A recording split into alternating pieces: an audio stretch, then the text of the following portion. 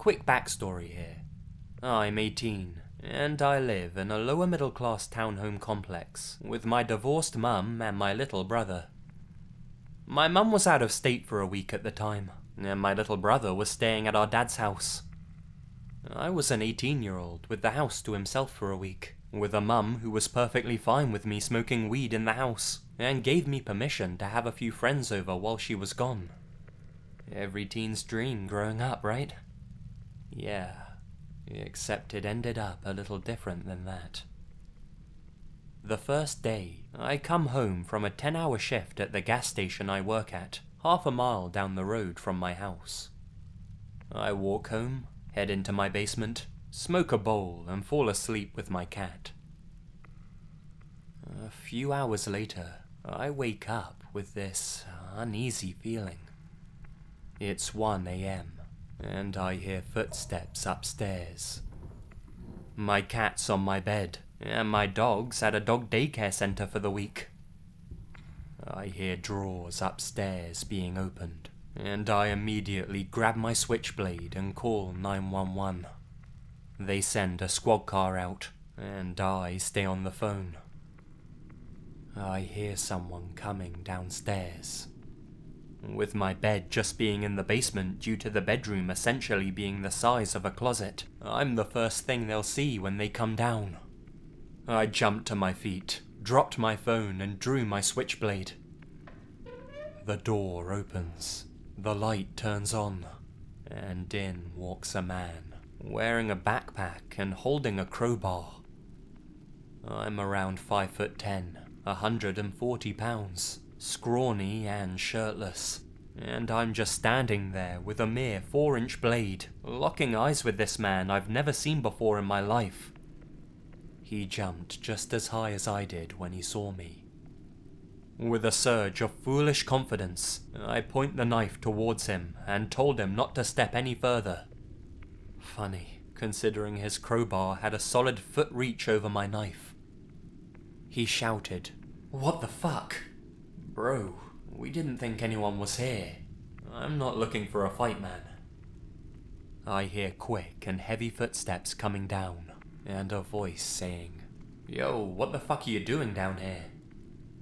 A second man emerges through the doorway, this one holding a pistol, and he points it at me as soon as he realizes I'm there. His eyes light up, as do mine, as I realize who I'm looking at. An old elementary school friend who I drifted out of contact with. I had some friends who started talking to him recently, but I heard that he turned into a recreational Xanax addict, and I didn't want to fuck with that, so I never bothered getting back in contact. Turns out, that's exactly why they were robbing my seemingly empty house. Xanax money. "Josh?" he said, in a questioning voice as he lowered the gun. Fuck, dude. I don't know what to say. At this point, the door slammed open, and the police rushed into the house, eventually coming downstairs and arresting the two of them. It didn't even dawn on me until one of the cops jokingly mentioned that I had a bong on my bed, and roughly an ounce of weed on the desk, and the basement must have smelled pretty strongly. Luckily, the cop ended up being cool, and just saying, "I honestly don't care. They need to legalize it anyways. After what you've been through, you could use a joint." But I never said that to you. So, yeah. I'm not a storyteller by any means, but I thought you guys would enjoy that. I was around a friend's house one night. There were several of us there, watching TV, drinking, smoking, just hanging out, being kids, whatever. Without warning, a group of masked men with handguns burst in the back door and started screaming. At this point, I know exactly what's going on. I was familiar with similar scenarios already at that point in my life, so I was thinking, just be cool. They'll get what they want and leave. However, the one guy who was doing all the talking started pistol whipping and kicking people. Mainly one of my friends, Jeff, who was in the front of the room. All of a sudden, we heard a gunshot. A gunshot in a small room is fucking loud, man. I've been around guns most my life, either at ranges or out hunting, but never in a small, closed room. My ears are ringing, and I'm thinking, that fucking moron just put a bullet in the ceiling. The cops will be here any second. All was quiet for a moment. We slowly get up and look around. Everyone except Jeff. The would-be burglar had shot him through the armpit, and the bullet went through both of his lungs. He died about 30 seconds later on his living room floor. All for nothing. The police didn't get there for about half an hour. A few days later, the getaway driver and accomplices turned themselves in.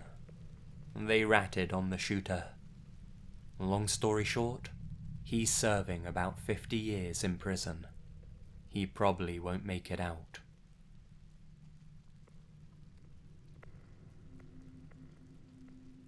I was 15 at the time, and my friend and I were walking home from basketball practice when we took a random alleyway as a shortcut to buy drinks from a nearby store. We saw in the corner of the alleyway 2 big, muscular Lebanese guys holding this small woman down on the floor, squirming and covering her mouth with their hands. One of the guys was in the process of taking down his pants, and me and my friend knew immediately what was going on. Without thinking, my friend and I threw our sports bags at their heads, rushed in, and tried to knock them to the floor. They were too strong, and one of them started beating up my friend, while the other choked me out. I thought for sure I was going to die, but the woman, now free, managed to pull his hair back and poked him hard in both eyes. I pushed him to the floor and started kicking him in the nuts incredibly hard. As my friend and I struggled with the other guy, we told the woman to go and get help. We managed to hold him long enough for her to come back with several construction workers who had drills and hammers in their hands. We called the police, and they came and arrested them. In the end, my friend had a shattered collarbone, a bruised eye, and a broken rib, while my nose had been broken. As for the lady, I dunno. We never saw her again, or those bastards either. Scariest moment of my life.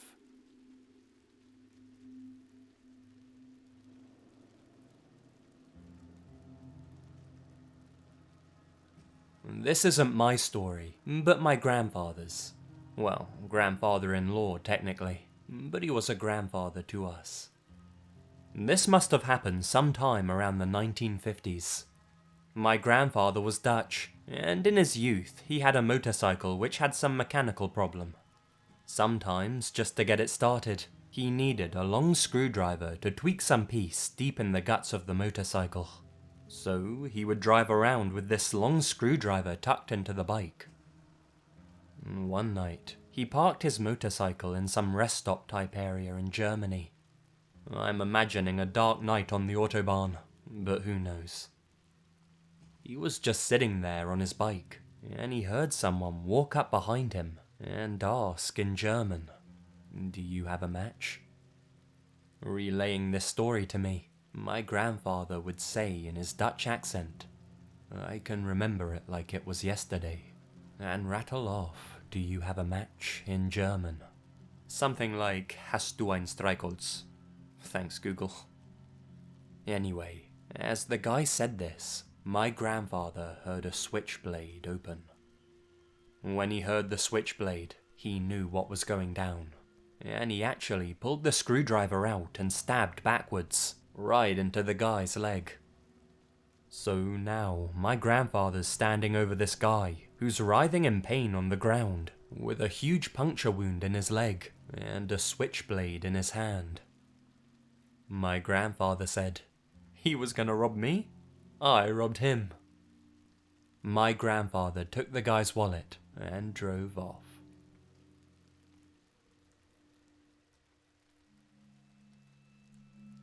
I used to work at a pub chain in Canada called Elephant and Castle, and the owners of that particular franchise were absolute dicks who just didn't care about their staff. I've since learned that they've been shut down, so that's something. On Thursday and Saturday nights in particular, it'd get pretty rowdy because of hockey and some pretty good happy hour deals. We had this one regular, a huge guy, who would constantly cross boundaries with me. He'd try to drag me onto his lap when I was serving him and his buddies, and would constantly grab my arse, even after I straight up yelled at him, and even slapped him once. I begged my managers and the owner of the pub to ban him, but that didn't happen. The best they would do was kick him out after he went too far, which usually involved him grabbing me in some way. He was always free to return the next day though, since he was a good customer. One Saturday, I was on my cigarette break in the alley by the bar, when that fucker sneaked up behind me, grabbed me around the waist, and started to drag me backwards. I immediately went into fight or flight mode, and smashed my head backwards into his face, and ended up breaking his nose pretty badly. He dropped me, and I laid on the ground and kicked him in his groin several times. When I had a moment to think, and realised who it was, I took my lit cigarette and put it out on his arm. I think I did a fair bit of screaming as well. I was equal parts angry and afraid, and I don't have a very clear memory of the rest of that night. The bouncers must have arrived at some point, and the cops were called. I gave my statement, and the guy was arrested. I quit my job, and never returned to that shitty pub again.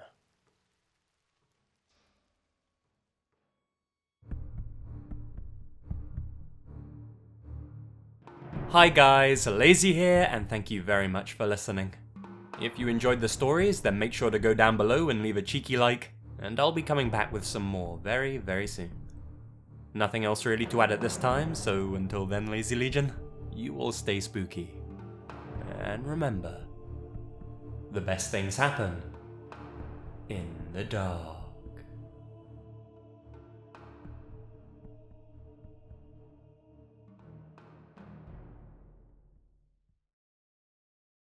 My grandfather said, he was gonna rob me? He was gonna rob me. He was gonna rob me? I robbed him. I robbed him. I robbed him. Ha! Ha! I robbed him. I robbed him.